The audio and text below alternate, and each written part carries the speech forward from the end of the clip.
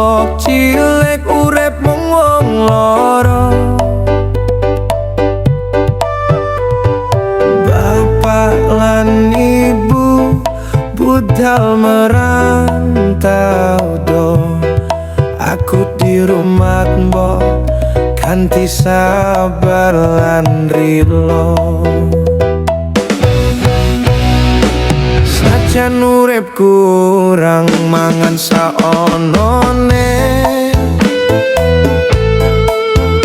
ombok tetep telaten ra tau sambat lelae.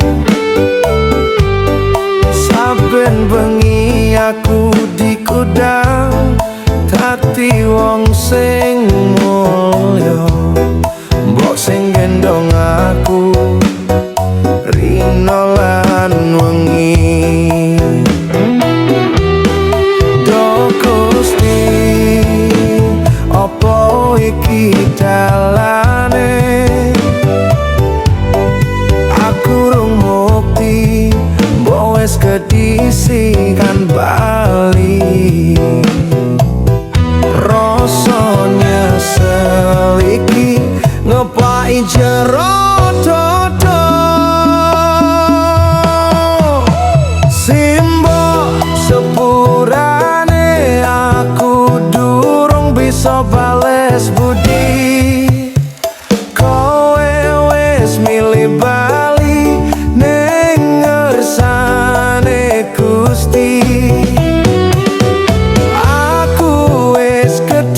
Saiki dadi kuli bangunan, nangis batin iki ne pas istirahat kelingan.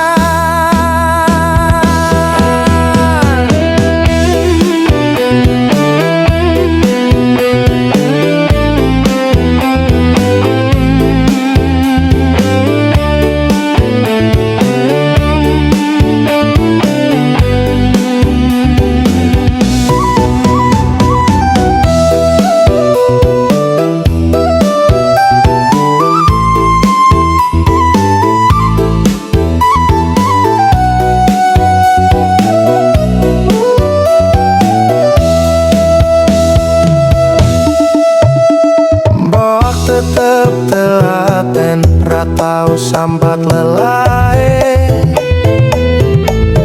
Saben bengi aku dikudang dadi wong sing mulya, mbok sing gendong aku rino lan wengi.